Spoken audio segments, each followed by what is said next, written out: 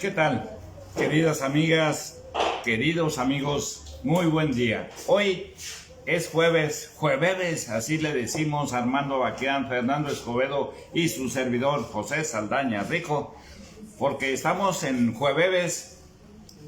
Aquí está Miguel el Tapatío, Miguel el Pato Tío, aquí en Tijuana es el Pato Lucas y su servidor José Saldaña Rico.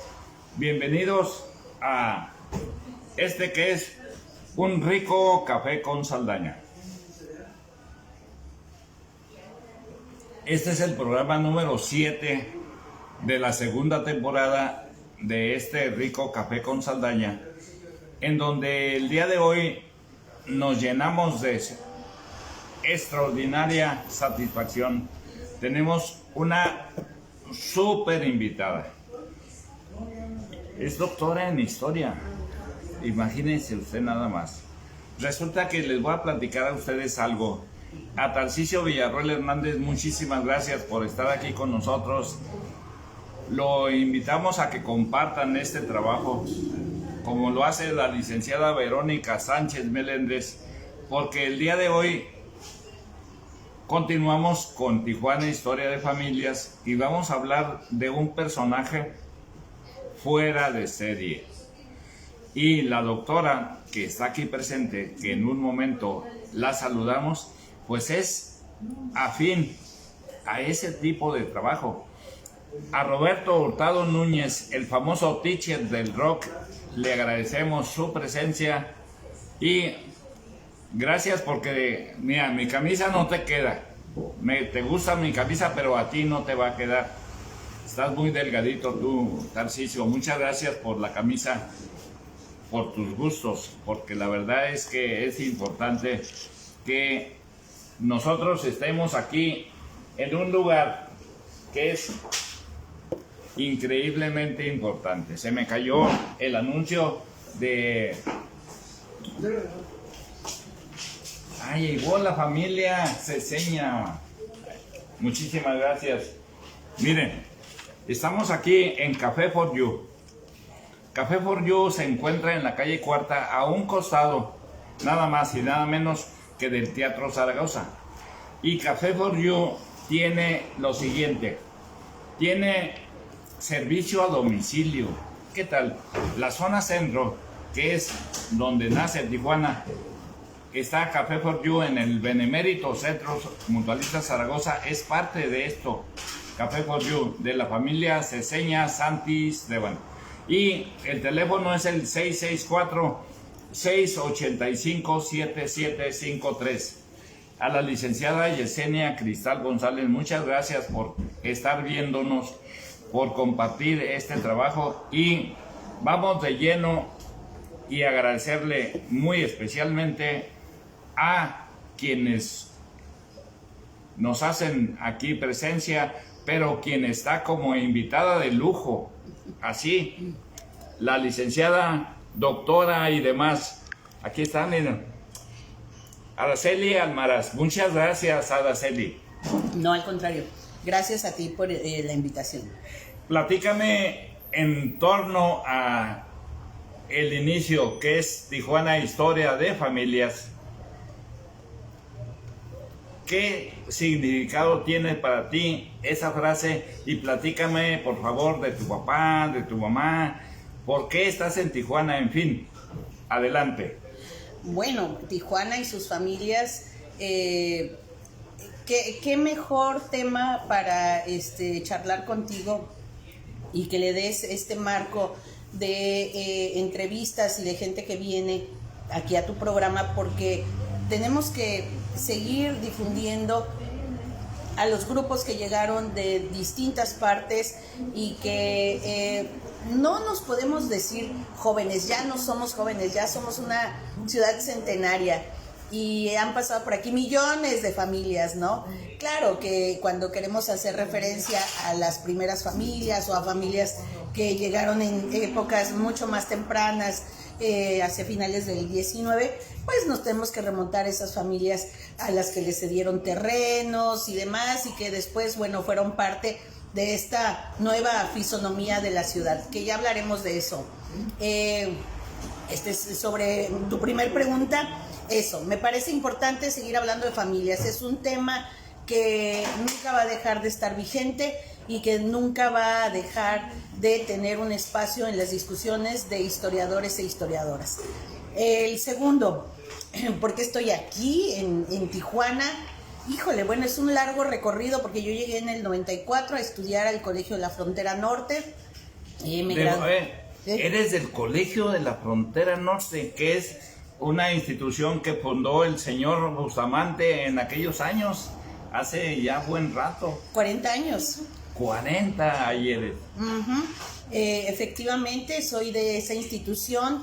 Yo me vine a estudiar en 1994 y terminé en el 96 mi maestría.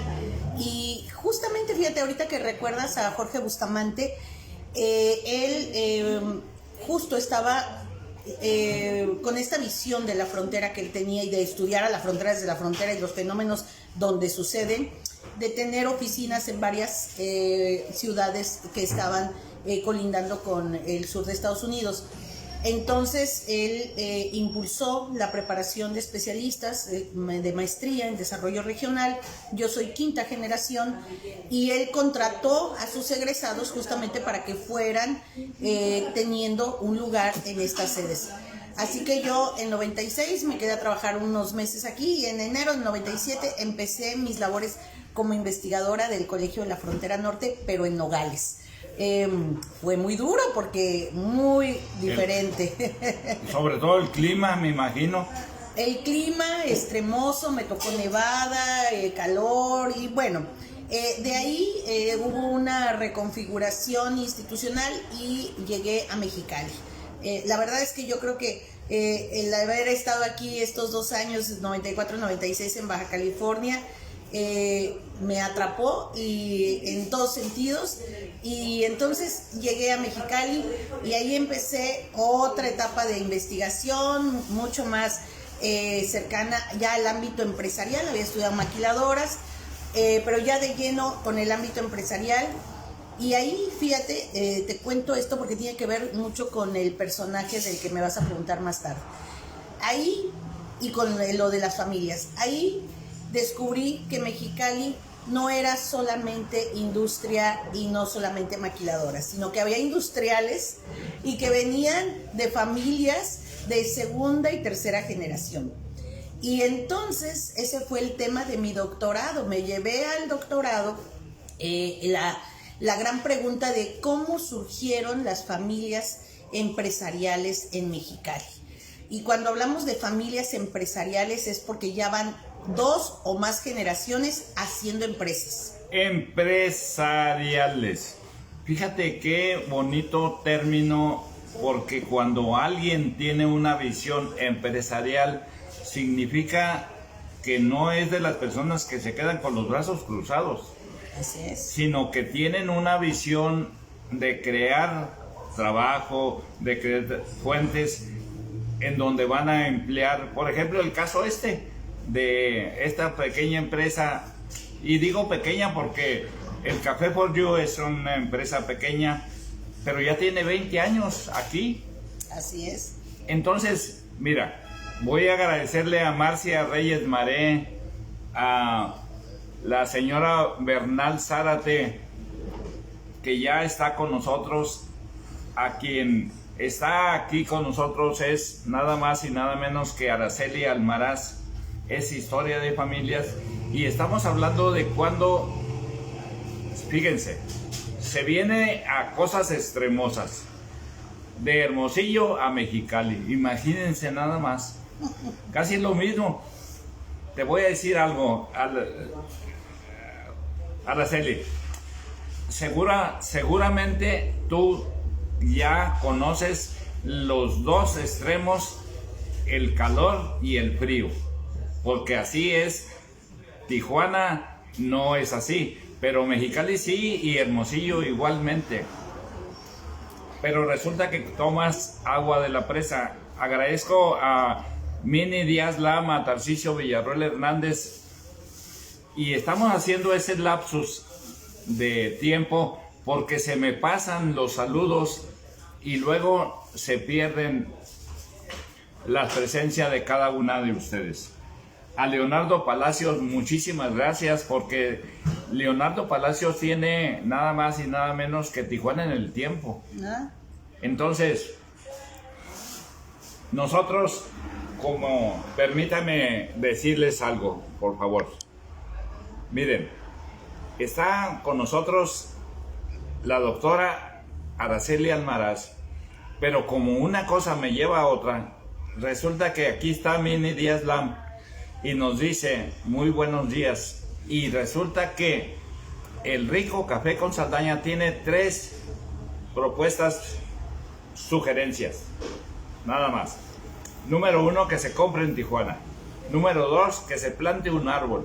Número 3, que se respeten los señalamientos de tránsito, porque de esa manera no va a haber accidentes. Entonces ya como una cosa me lleva con otra, y resulta que estamos hablando de agua y demás, dice la doctora Almaraz que tomó agua de la presa, y vamos a ver cuándo tomó agua de la presa, cuándo se viene de Mexicali, afortunadamente, y se viene al Colep. Adelante, doctora. Bueno, entonces llegamos al Colep, mi esposo y yo, y entonces ahí es donde descubro que tenemos más familias que están dirigiendo empresas, que son familias que llevan segunda y tercera generación, que están también creando sus propias empresas, y que esta es la primera condición para hablar de familia empresarial. No es una empresa familiar. Aquí sí quiero aclarar. Una empresa familiar es aquella que está formada, padre, madre, hijos o esposos, pero que no necesariamente trasciende en sus generaciones. Entonces, cuando hablamos de trascendencia, es que las siguientes generaciones amplíen esa primera empresa o creen sus nuevas empresas. Y entonces me doy cuenta que en Mexicali hay muchas empresas familiares, pero sobre todo hay familias empresariales. Y mi interés es por qué surgen, dónde surgen, cuándo surgen. Tenemos también esa idea de que los empresarios de Mexicali no están tan presentes en sus lazos con Tijuana, y ahí también se van a caer todos esos mitos. Y ahorita les cuento por qué. Me llevo esto a mi doctorado, que es un doctorado en Ciencias Sociales, con mi especialidad, que es en historia social. Y ahí hago una combinación, revisando archivos y familias, que se cruza con el interés de este espacio de Pepe Saldaña. Y entonces empiezo a historiar las familias, y entonces me toca trabajar archivo, yo pura acta constitutiva, sobre todo, otras fuentes como periódico oficial, Archivo General de la Nación, pero sobre todo constitutivas, porque eso nos dice que ya la empresa maduró a tal grado que se registró públicamente, no solamente en notarías, sino que además pasó al registro público de la propiedad y de comercio. Para mí ese salto es muy importante, habla ya de un grado de madurez de los negocios. Madurez de los negocios. Y fíjate que tenemos que darle un saludo muy especial a quienes voy a presentar, para que tú, en esta plática empresarial donde rescatas esas familias, le sugieras a estos que están presentes que siempre hay un tiempo para iniciar empresas. A Manuel Saldaña, a Edel 30, a Leonardo Palacios, a José Luis Franco, a Marcia Reyes Marea, a Mini Díaz Lam y a Tarcisio Villarroel Hernández.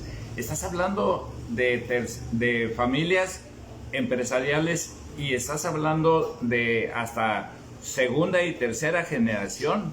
O sea, es un esfuerzo que nace y se hereda, y en ese trámite de vida los hijos, los nietos y demás continúan con esa visión de quien fue el iniciador. Y vamos a mencionar algunos de esos personajes. Sí, mira, te comentaba que en estas familias empresariales, pues a las que historié fueron a la familia Gallego, a la familia Cota, a la familia de Martínez Palomera, a la familia ay, se me fue, García Franco, a la familia Cota. Entonces, ¿por qué? Porque yo intentaba también ver diferentes actividades, no solamente centrarme en los propiamente industriales. Por ejemplo, en el caso de Gallego, no era solamente los que estaban centrados en la molinera, sino todo el proyecto que empezó para lo que ahora conocemos como Saori, y que es impermeabilizantes. A los Silva, bueno, pues Adalberto y Juan Rafael Silva, con todo el proyecto de Fevisa, ¿no? Tenían la maquiladora, pero Fevisa fue más como un proyecto ya propio de una industria de familia, sin tener que depender de otros terceros, como fue empresas como LG, y tuvieron ellos otra empresa que tuvo ese soporte. Bueno, estamos hablando de García Franco. Esa es una familia súper interesante, Pepe. Nace como una empresa familiar, además empujada por mujeres.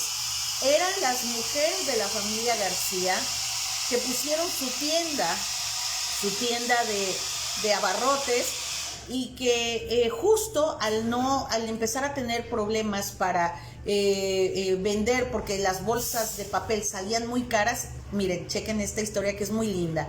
Salían muy caras, y entonces le dice, ya los hombres también estaban involucrados con la tienda de los hermanos García, y entonces le dice, entre los que estaban atendiendo, le dicen al papá de don Mario García Franco, ya no te quejes tanto si es que no te salen muy caras las bolsas, porque entonces mejor no te pones a producirlas. Y en ese momento pues teníamos la zona libre, que había empezado en el 33, y que justo Abelardo L. Rodríguez, que hablaremos un poquito más tarde de él, la va a impulsar. Entonces había posibilidades de traer maquinaria y equipo, y está ahí la máquina en la fábrica. Ahora ya no convertidora de papel, sino Fábrica de Papel San Francisco, pero la primera se llamó convertidora de papel. Se trae la máquina, el señor, y empieza a producir sus bolsas. Y así es como nace. Fíjense, del comercio se pasa a la industria y empieza a hacer bolsas de papel, y después servilletas, y después todo lo que conocemos ahora como servilletas Hortensia, papel de baño Hortensia, las servilletas Liz. Todas esas servilletas que usan en las taquerías. ¿Quiere decir que el producto Hortensia nace en Mexicali? Sí. ¿Y por qué le pusieron Hortensia? Ah, pues es el nombre de la mamá. Es todo historia de familias. Historia de familia. Entonces déjame te digo, Mario García, hijo, él no se quiere ir a estudiar a Monterrey como si lo hicieron otros. Los Silva se fueron a Monterrey y ahí trajeron todo el know-how. Él dice, no, yo quiero entrar a mi empresa, a la empresa de mi padre. Y el padre le dice, sí, tienes posibilidad de entrar, pero tienes que empezar desde abajo. Él empieza desde abajo, todos los puestos, y llega un momento en que ya no hay más puestos. Entonces don Mario García Franco le dice a su papá, ni en General Motors hay dos cabezas, quédate con tu empresa o yo me voy. Finalmente, pues sabemos que don Mario García Franco, hijo, se queda con la empresa. Cambia el nombre, hay un cambio de generación y de nombre, lo cual no quiere decir que desaparezca toda esta historia de la familia. Se cambia a Fábrica de Papel San Francisco, y déjenme les digo, hoy por hoy es una de las empresas familiares, de base familiar más consolidadas. Es la única que por varias, ya yo diría, creo que son ya 2 décadas, que pertenece a las 500 empresas más importantes de México. Lo repetimos porque esa es una de las intenciones de este rico café con Saldaña. Es una de las primeras 500 familias, 500 empresas de las poderosas en México. Ernesto Alonso, muchas gracias. Humberto y Felicidad Silva, muchísimas gracias. Y nosotros aquí en este rico café con Saldaña, quiero decirles que estamos en el Café for You, en donde tenemos el servicio a domicilio. Y ese servicio a domicilio es el 664, área de Tijuana, 685-7553. Ustedes hablan aquí a este número, 664-685-7753. Jesús Saldaña Macías, muchísimas gracias, hermano mutualista. Estamos con Paco Ceseña, con Café for You. y tenemos la fortuna y el privilegio de estar platicando con la doctora Araceli Almaraz. Entonces, imagínate, estamos hablando de Tijuana, de Mexicali, de Baja California, del brazo fuerte de México. Entonces, estamos viendo cómo de Sonora ella se viene a Mexicali y vamos a entrar de lleno en un personaje que se los voy a presentar. Porque es nada más y nada menos que Abelardo Luján Rodríguez.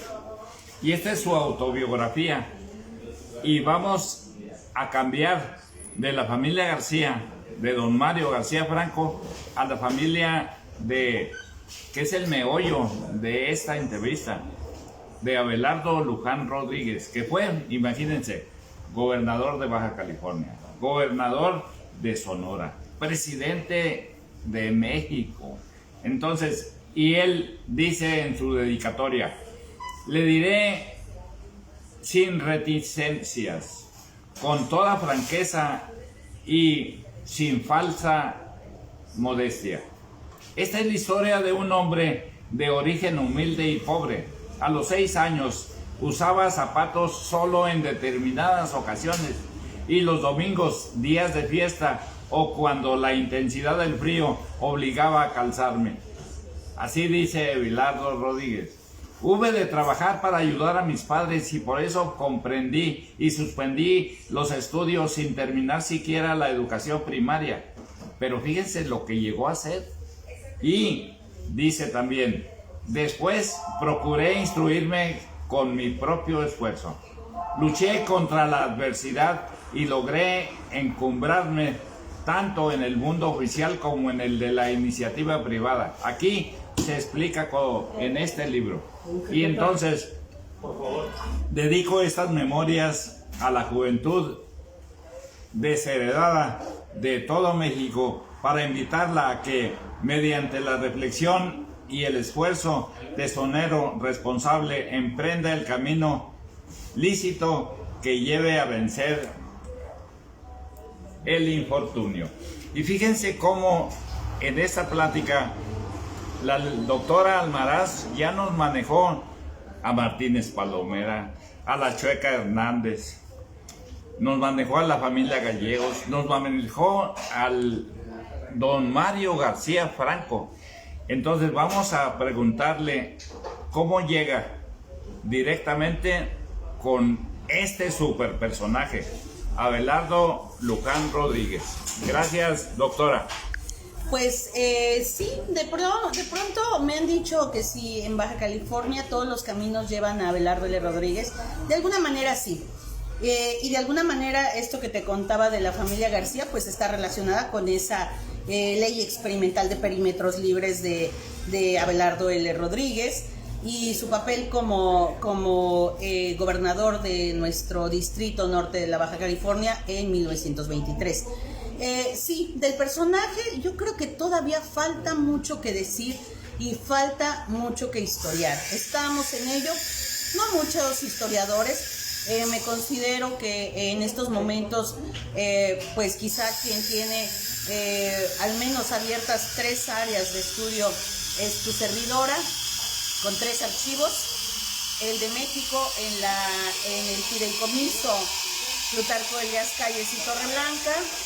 Aquí en Baja California 2 archivos, uno de correspondencia personal en la UABC y otro pequeño en correspondencia, pero muy rico en imagen, en fotografía, en documentos del propio general que está en su casa, en lo que fue su casa en el Sausal de Rodríguez. Entonces estoy trabajando esos 3 archivos, ya he escrito varias cosas, he dado varias conferencias.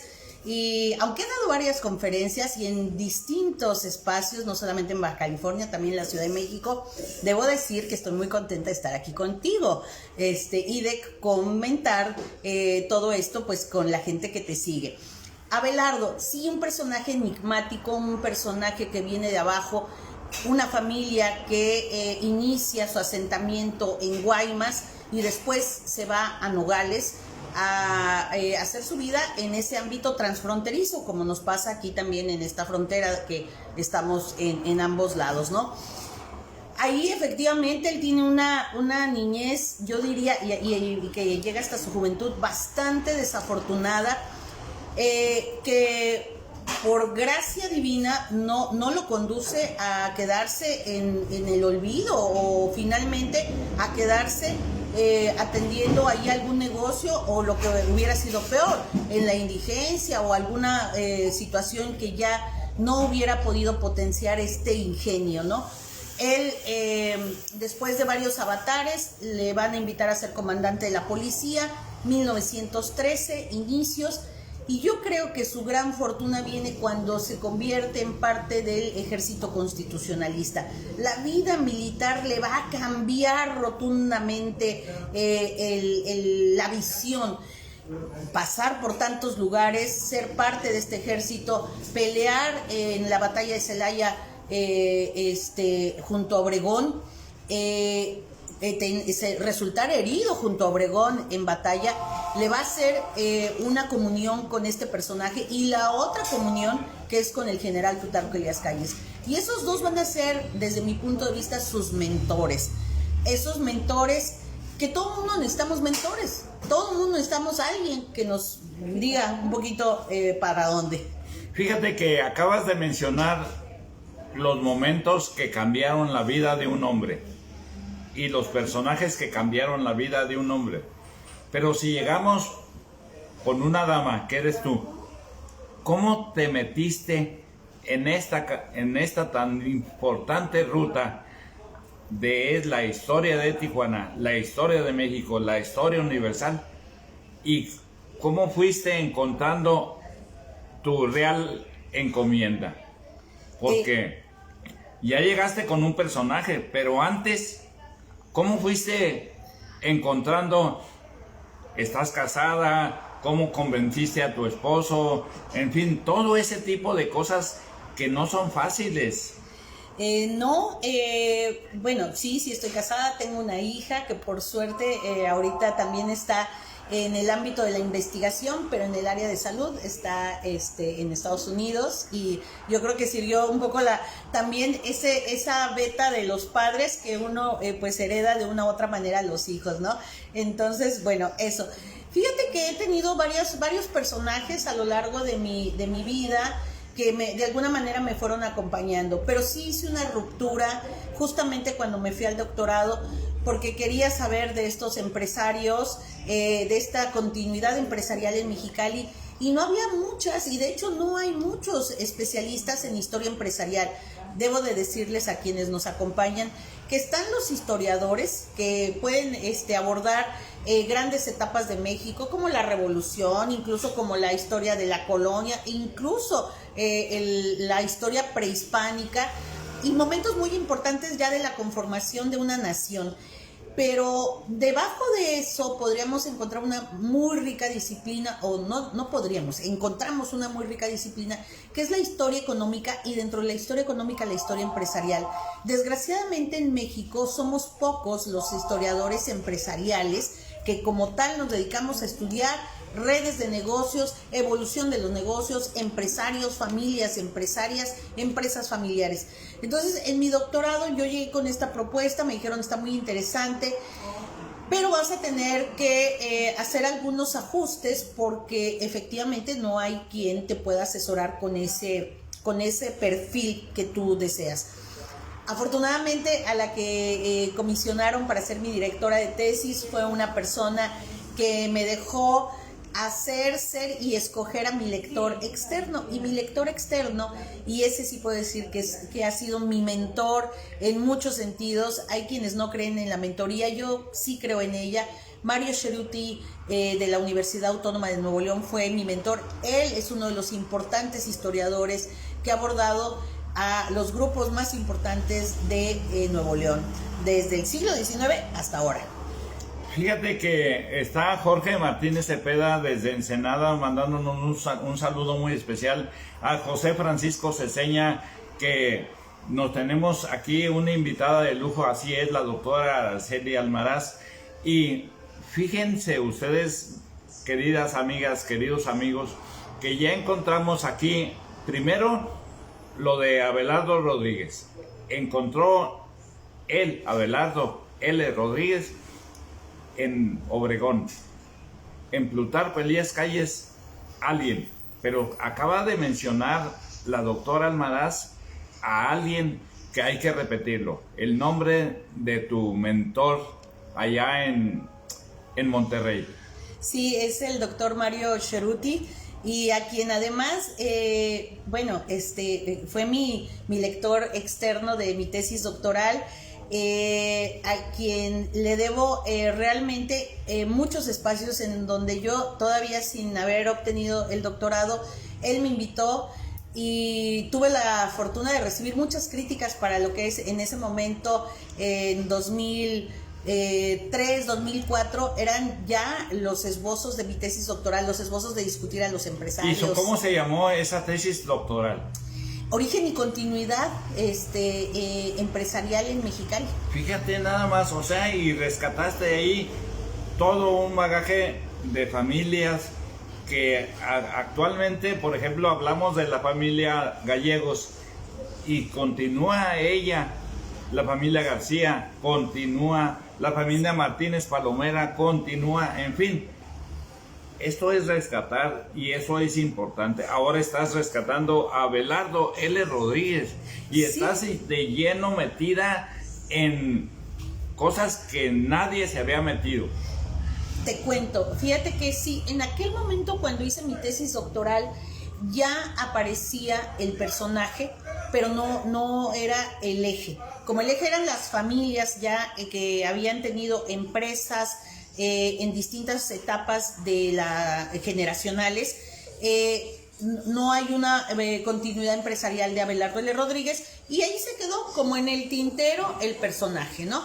Entonces, yo terminé mi tesis doctoral combinando archivo, como ya comentaba, registro público principalmente, e historia oral. También entrevisté a los empresarios preguntándoles sobre la llegada de la familia, sobre el desarrollo de las empresas, sobre la actividad camaral, sobre su formación empresarial, es decir, igual de dónde vinieron. Por eso les cuento todo esto de Mario García Franco. No está sacado incluso, creo que ni de ningún libro, no sé si alguien lo haya entrevistado, pero esa entrevista con él y con todos los demás fue muy rica. Entonces, bueno, combiné estas dos fuentes, historia oral con historia de archivo, triangulé con bibliografía especializada y dio como resultado varias cosas en relación a por qué surgen y continúan en Mexicali familias empresarias industriales. Y apareció Abelardo.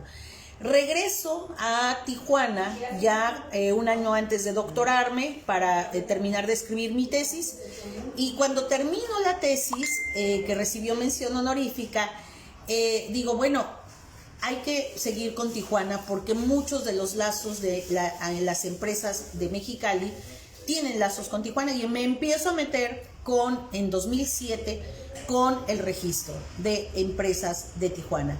Y ahí, obviamente, ahí sí ya tiene otra dimensión Abelardo L. Rodríguez, y a partir del 2010 a la fecha, o sea, son 12 años ya estudiando de una u otra manera Abelardo, pero los últimos 5 de lleno con su correspondencia personal. Entendiendo no esta parte o esta discusión y este debate que se ha dado en torno al personaje y a la propia historia de Tijuana, que tiene que ver solamente con casinos, con flujo de dinero a partir de giros negros, esta historia negra. La verdad, yo no estoy interesada en eso, no porque no sea importante discutir estas posibilidades de enriquecimiento ilícito. Hay otros colegas y especialistas que sí retoman esa vía. Yo me voy por el documento, por el registro público, y encuentro muchas cosas. Y cuando se habla que testaferros y demás, podemos decir que la figura de un tercero para tener la vigilancia de los recursos de otra persona es tan usual hasta el día de hoy. O sea... Fíjate que estamos precisamente a través de este programa que es el número 7 de la segunda temporada, invitando a este gran baile el día sábado 1 de octubre. Es en apoyo a Rafael Amaral Ramírez, que es parte muy importante del Benemérito Centro Mutualista Zaragoza, y él nos está atendiendo desde la segunda sección de la Colonia Obrera. Le mandamos un saludo y hacemos la invitación, y vamos a llegar de lleno, primero con la empresa y luego con lo que en alguna ocasión me dijo a mí, nada más y nada menos que don Teófilo Cuevas. Me dijo: mira, la madre de todas las empresas se llaman los bienes raíces. Entonces, estamos hablando de la gente de Mexicali empresaria, estamos hablando de la gente de Tijuana empresaria, y estamos encontrando en precisamente Abelardo L. Rodríguez, que lo primero que hizo fue el bien raíz. ¿Estoy mal o me devuelvo? No, él obviamente adquirió muchas propiedades durante su gestión como gobernador. Te tengo que rápidamente decir, hace rato comentábamos que entró al ejército constitucionalista en el 13, y fíjense ustedes, del 13 al 23, no solamente escala todos los puestos, es decir, llega a ser general, brigadier, en 10 años. No solamente eso, sino también llega a ser gobernador. Y entonces, como gobernador, va a tener una gestión de octubre del 23 a noviembre del 29. Y en ese momento, estamos hablando de la década de los 20, estamos hablando de la década de la prohibición. Había que administrar en ese marco, ¿no? Pero además había que se debía de continuar los trabajos que ya se venían estableciendo desde el coronel Cantú, con la infraestructura educativa, con meter algunos caminos. Bueno, Abelardo en su gestión como gobernador introduce alumbrado, introduce agua potable, impulsa el Teatro del Estado, impulsa escuelas, se termina la Leona Vicario. Creo que esto que estás mencionando hay que pausarlo, porque cada uno de ellos, de estos conceptos, lo podemos repetir para que vayamos entendiendo esa visión empresarial de ese personaje. Volvemos a numerar esas empresas. Sí, te comentaba que una vez que él llega aquí, está del 23 al 29, estamos en plena época de la prohibición de producción y distribución, venta de alcoholes en Estados Unidos, y obviamente la atracción hacia la frontera es inevitable. Había que administrar estas condiciones, pero en medio de eso, no solamente Abelardo L. Rodríguez gestiona los terrenos del paraje Aguacaliente, 243 hectáreas, y se hace socio, por supuesto, de Weir Bowman, de Crofton y de Baron Long. También impulsa otras empresas en Mexicali de producción de vino y hielo. También participa en dos actividades muy importantes: los bancos. Me parece que eso es algo que también se ha perdido. No se le ha puesto la atención al impulso que le dio Abelardo L. Rodríguez a la actividad bancaria a nivel regional, siendo un puente con la Comisión Monetaria en un primer momento, antes de que tuviéramos el Banco de México, a partir del 25, y bueno, ya después del 25, con una línea muy directa.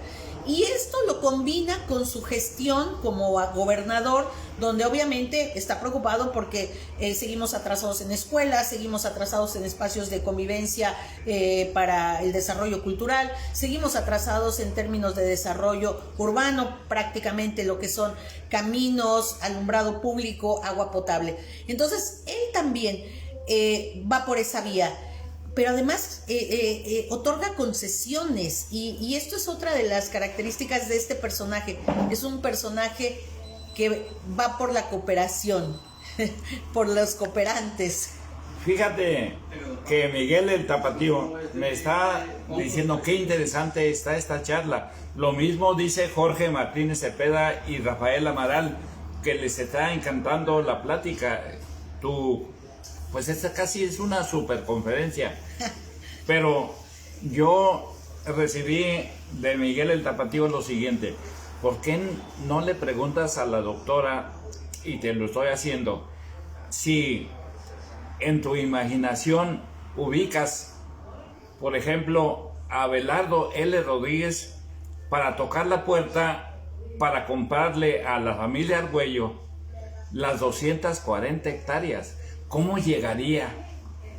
¿Cómo crees que habló con el representante de los Argüello y cómo lo convenció de que le vendiera precisamente esas 240 hectáreas que eran una mina de oro, que son una mina de oro? Alma Ortiz, muchísimas gracias. También le tenemos que decir a nuestra compañera de la UABC, a Roque González, a Marta Cecilia, que está aquí con nosotros. Qué excelente charla nos dice. Entonces, Miguel el Tapatío, ¿qué te parece la pregunta? No, muy interesante. Obviamente que el señor Sicurel, que era el que tenía la representación de esas hectáreas por encargo de Alejandro Argüello, pues había fracasado en un intento de realmente hacer funcionar a gran escala pues el pequeño hotel que él se había propuesto. Entonces, ¿cómo me imagino yo que fue ese primer contacto? Bueno, primero que nada yo me imagino al general como visionario que era, diciendo, bueno, esto es un paraíso y esto pues hay que edificarlo y hay que transformarlo y hay que hacerlo parte de esa explosión y ese desarrollo a nivel local y regional. Por supuesto, él ya tenía este antecedente de ser, si no amigo íntimo, sí cercano de el señor Cofrot, que era el dueño del primer hipódromo de acá, de nuestra región.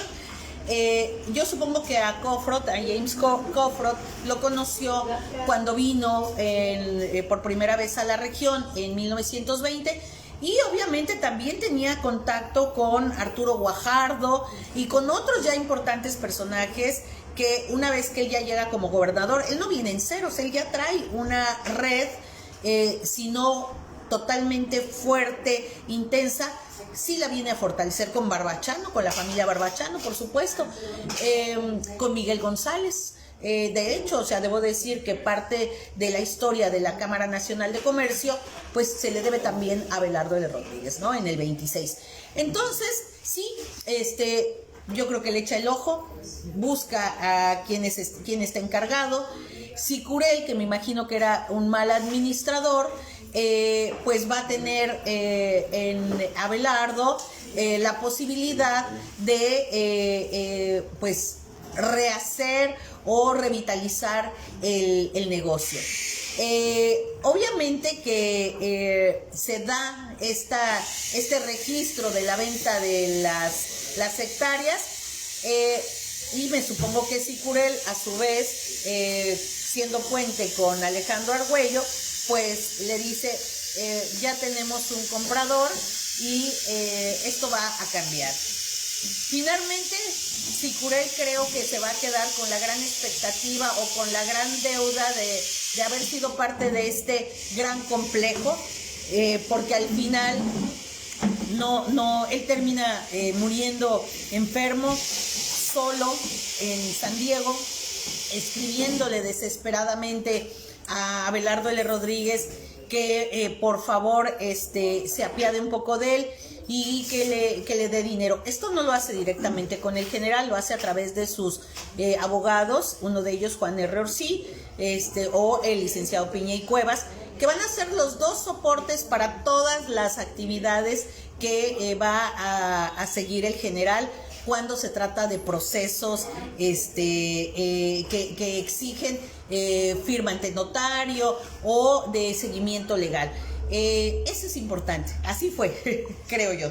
Fíjate que en este momento también Miguel el Tapatío me está preguntando que el día tiene 24 horas y 8 casi son de descanso, y me dice, ¿habrás soñado en alguna ocasión a los personajes que ha escrito la doctora Almaraz?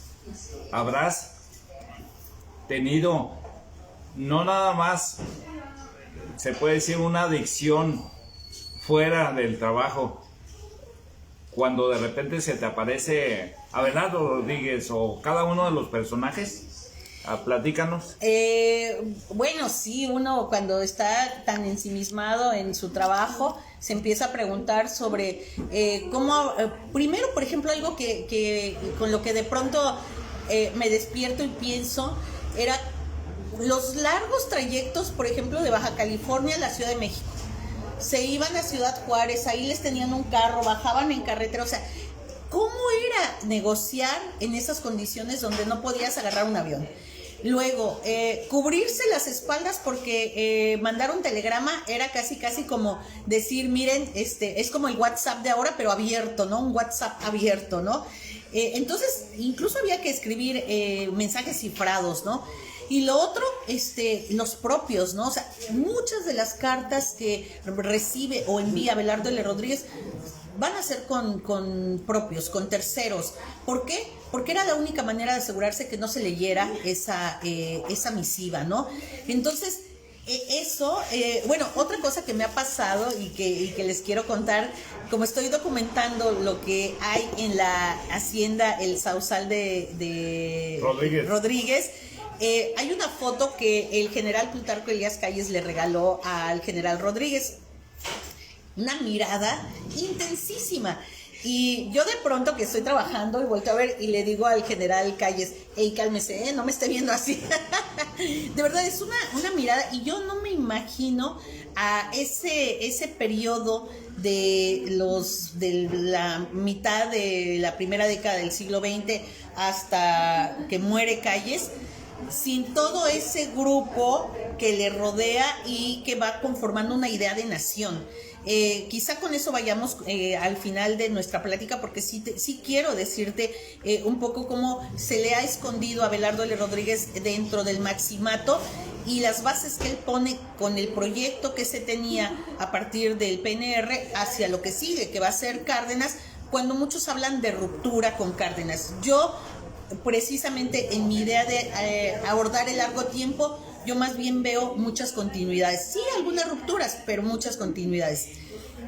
Continuidades. Fíjate que está con nosotros la licenciada Verónica Sánchez Melendres, que es la que tiene en esta red social que se llama Sintoniza Sin Fronteras, y ya está compartiendo esta entrevista. Y agradecemos también la presencia de Carlos Pina, Alberto Pina Mata, y resulta que, con tu permiso, doctora Almaraz, con tu permiso. Estas son las saldañitas que cantaba don José, acompañado del Pato Lucas. Te las cantamos a ti, Carlos Pina, historiador. El día de ayer cumpliste años, ya sabemos. En esto de las redes sociales todo se sabe. Entonces, estamos aquí con la doctora, nada más y nada menos que Araceli Almaraz, y estamos recibiendo precisamente un regalo que queremos hacerlo público. Un regalo para ti, estimadísima doctora.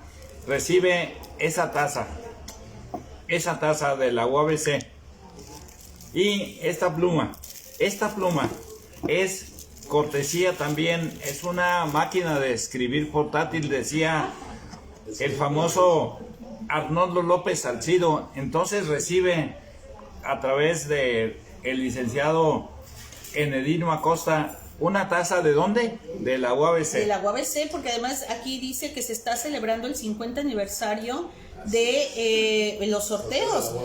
Y quiero comentarles que yo soy asidua a comprar los boletos tanto del sorteo UABC como los del CETIS, y que el UABC hace como, ¿qué serán? Como 15 años me saqué un premio de 25,000 pesos. Es todo. Pues ahorita vamos a vender también en este espacio, en este rico café con Saldaña, boletos de la UABC al igual que estamos haciéndole competencia aquí a nuestro amigo Francisco Paco Ceseña, ya vamos a vender no nada más boletos del CETI, sino de la UABC, y estamos regalando esa taza. Doctora, esa taza es para vos. Y en este camino de Abelardo R. Rodríguez, porque era extraordinariamente rico, ¿ya viste cómo pasan la buena vibra? Regalitos, ¿qué más quieres? Ya sé. No, miren, déjenme les sigo contando a quienes nos escuchan. Termino con la anterior pregunta de que qué me imagino si de pronto me despierto y pienso en Abelardo. Sí, nos pasa a los investigadores.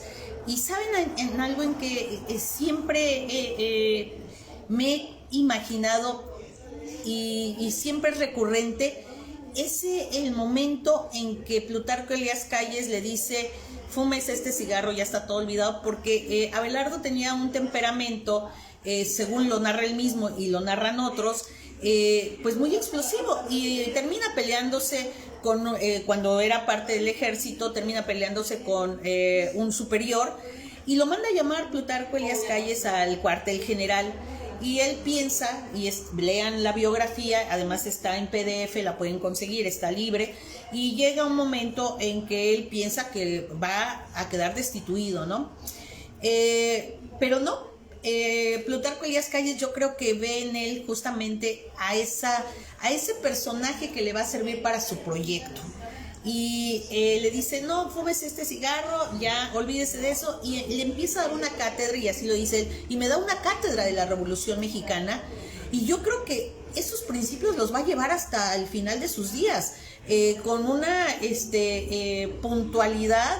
Y bueno, aquí habrá que sumarse otra línea, que es la de la masonería, porque bueno, al ser también masón, pues yo creo que él va a entrar ya en una especie de círculo cerrado, donde incluso yo me atrevo a decir que debemos discutir la categoría de jefe máximo. Jefe máximo no era Plutarco Elías Calles, si lo decimos en un sentido abstracto.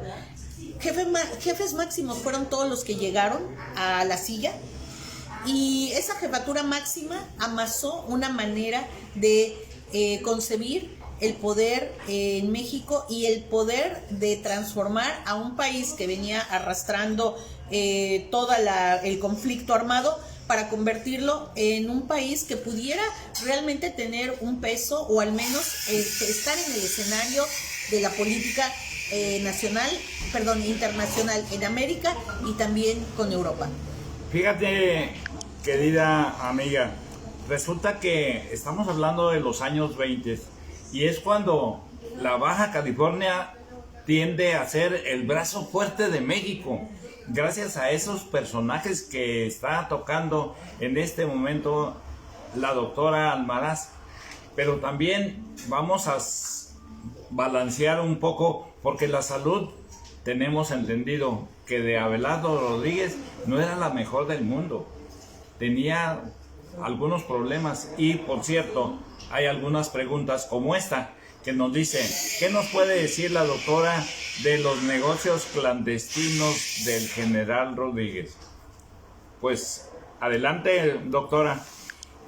Miren, yo y creo que inicié esta charla diciendo que tenemos todavía que seguir historiando al personaje, y tenemos que seguir historiando sus redes, sus relaciones. Si nosotros hablamos por clandestinidad, casinos, bueno, al menos él tuvo presencia como parte de la obtención de los títulos, donde estuvo la Compañía Mexicana del Aguacaliente, con estos impulsores de uno de los casinos más importantes de aquella época, como fue el Casino Aguacaliente, y estaba Abelardo presente. Está todo el trayecto para poder hacerse de los terrenos, con esta relación que ya nos preguntaron con el intermediario, que fue Sicurel, y con estas vías de negociación que pues finalmente terminan de establecer una compraventa. También he de decir que utilizó todo su poder de relaciones personales en la localidad y en México para que esos títulos se expidieran rápidamente y llegaran a Baja California. Negocios visibles a través del registro público que generan muchísimo dinero, y sí aparece Abelardo L. Rodríguez. Creo que esa es otra de las cosas que a mí me gustaría dejar claro. Mucha de esta clandestinidad, o lo que concebimos como clandestinidad, no lo es, y ahí está. O sea, cuando se dice es que tenía relaciones con Carl Whittington, uno de los que impulsó más los cabarets, la prostitución, los casinos, ahí está. Hay una compañía de vinos y hielo en donde claramente está la relación de Carl Whittington con Abelardo Rodríguez. Es decir, sí está. No podemos, y en la historia no podemos ser omisos. Ahí está, y tenemos las actas. Entonces, sí, el general, como lo acabo de decir, tenía que administrar en un contexto donde lo que estaba pasando era una transferencia de capitales y de negocios que quizá no fueron los mejores negocios, no, quizá no, pero también abrieron una oportunidad para el comercio. Es decir, tener casinos, tener cafés, tener bares, hizo que tuviéramos quizá lo que podemos, me voy a atrever a decir algo que a lo mejor suena fuerte, pero gracias a esa época tenemos hoy esta gastronomía que tenemos. Ahí empezaron a llegar los grandes chefs y a desarrollar una industria gastronómica. Lo repetimos, gracias a esa época los grandes chefs llegaron a esta zona y tenemos la gastronomía que Baja California es ejemplo por todos lados. El vino y el alimento. Hay dos productos a propósito de ellos, que es la ensalada César por un lado y los vinos Cheto por otro. Nada más como ejemplitos así. Y entonces estamos hablando y volvemos a preguntarle a la doctora. Enfrente de ti está un general, está uniformado. ¿Tartamudeas? ¿Lo respetas? ¿Cómo crees que llegaban a platicar con el general Abelardo Luján Rodríguez cualquier persona? ¿Era sencillo? ¿Era tratable? ¿Cómo era? De lo que yo he leído, puedo ver a un hombre, sí, un hombre muy estricto, un hombre que no permitía mucho la cercanía. Es más, yo no he leído una carta puño y letra de él, sin firmadas, pero una carta completamente escrita por él que esté en sus correspondencias, no. Un hombre que era sensible con su familia, y aquí les voy a contar una cuestión que creo que no se ha tampoco difundido mucho. La comenté con otro colega del Instituto de Investigaciones Históricas, Pedro, porque él sí hace estudios sobre religión en Tijuana, y él me contó algo que yo ya veía en la correspondencia, porque él siempre fue muy amable, extremadamente amable y preocupado por su madre y sus hermanas. Él tenía una hermana, Catalina, que fue presidenta de la Asociación de la Vela Perpetua aquí en Tijuana en los años 20, justo también donde está la etapa de la cristiada.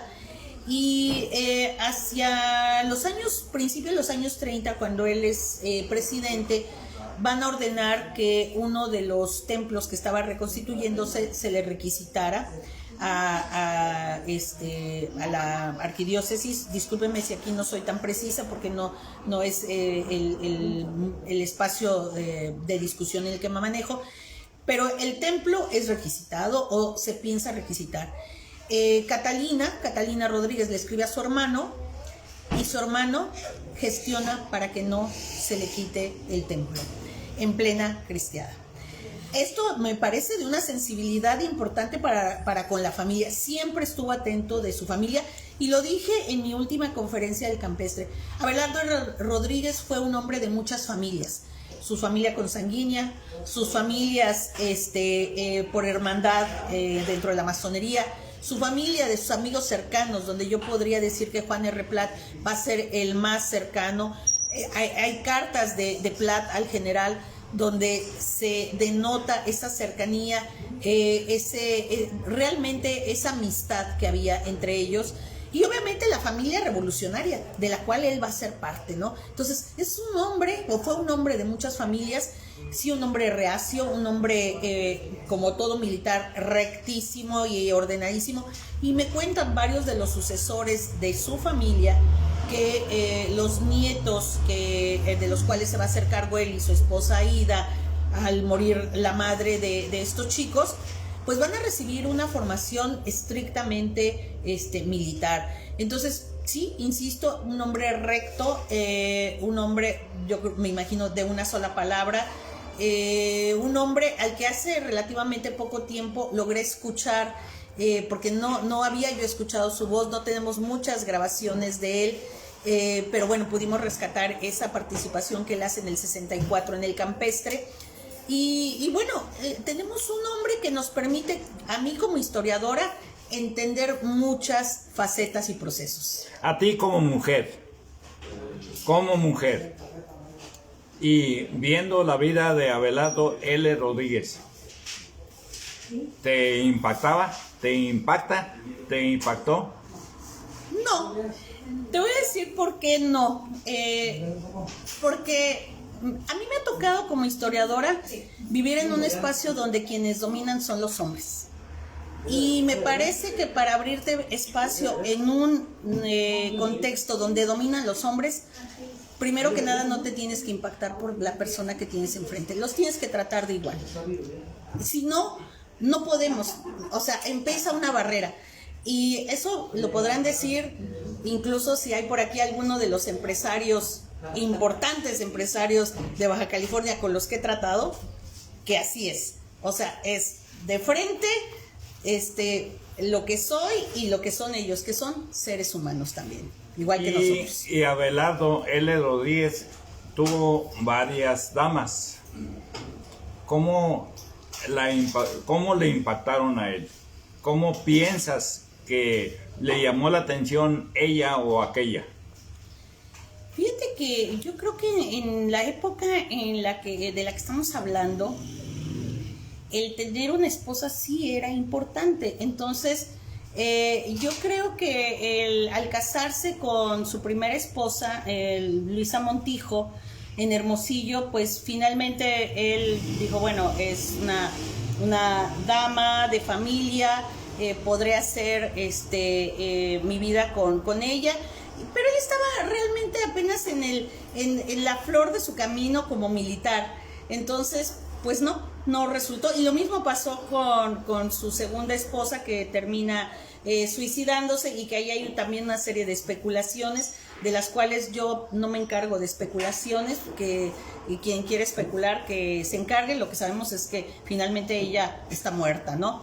Pero luego yo infiero por la correspondencia que va a conocer a Aida Sullivan, que además es una chica, va a ser una chica de familia, vivía con su padrastro Julio Vidirique y su madre María Coya en Oaxaca, cuando el general le toca estar como jefe de operaciones militares en aquella zona. Supongo que la ve y se va a enamorar de ella, ¿no? Y además, joven, con posibilidad de que le dé hijos. Y finalmente creo que ahora sí que se enamoran, pero no tienen mucho tiempo para el enamoramiento, porque él tiene que irse a la Ciudad de México y después a Baja California. Le vuelve a escribir al padre y a ella y le dice, les comenta que ya es gobernador y que quiere verlos y que a ella la quiere ver. Y me imagino que en ese tono de que no hay muchas palabras, porque todo es por telegrama, llega la familia Vidirique y se casan. Y tenemos unas fotos preciosas que no teníamos del general hasta hace muy poco y de Aida Sullivan. Y ahí yo pienso que en esos primeros años de casamiento él verdaderamente está enamorado, le escribe cartas lindas. Doctora Araceli Almaraz, muchísimas gracias por esta tan especial cita con nosotros aquí en este rico Café con Saldaña. Estamos a punto de concluir nuestro trabajo. Le agradecemos mucho este séptimo programa, segunda temporada, y estamos a sus órdenes. Para concluir, ¿qué le pareció este espacio? Diferente, es la primera vez que estoy en un lugar donde, bueno, uno tiene un poco que sortear los ruidos, la entrada y salida de gente, pero que está bien. Yo creo que también tenemos que hacer visible lo que hacemos y difundir lo que hacemos en este tipo de espacios. Aquí están los dueños, comensales, invitados, y a veces estamos muy cuadrados, ¿no? Quienes damos conferencias, me ha tocado dar conferencias en muchas partes del mundo y siempre queremos a lo mejor el espacio cerrado con público, con cierta... No, yo creo que no. El historiador, y eso lo digo y te lo repito y por eso te agradezco la invitación, los historiadores tenemos un compromiso único.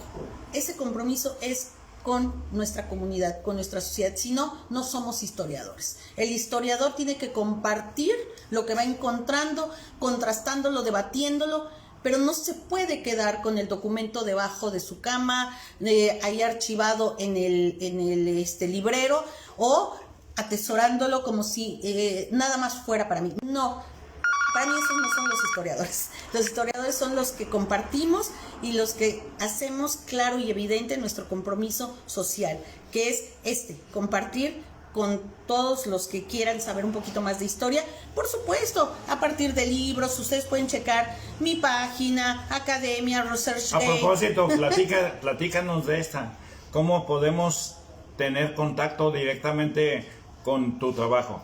Mira, me pueden escribir a almaraz@colef.mx, pero si me googlean, ahí van a aparecer muchísimas cosas. Hay 2 plataformas donde están casi todos mis trabajos, que es ResearchGate, igual Araceli Almaraz PDF, y les va a aparecer, o Academia, ahí están colgados muchos trabajos. En mi página incluso están algunas entrevistas que yo también, así como tú, también hago entrevistas. Estoy haciendo la memoria visual de la Academia Mexicana de la Historia, que es a la cual también pertenezco, entrevistando a los historiadores más longevos y más reconocidos del país, y también algunas entrevistas que me han hecho. Entonces, ese es el mundo de quienes estamos en la historia, comprometidos con nuestra sociedad, comprometidos con dar a conocer lo que vamos encontrando. Comprometidos y compartiendo.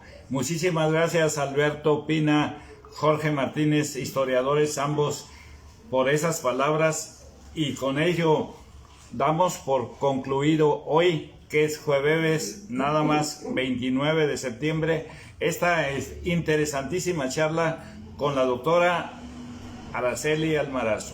Un abrazo a todos ustedes. Gracias.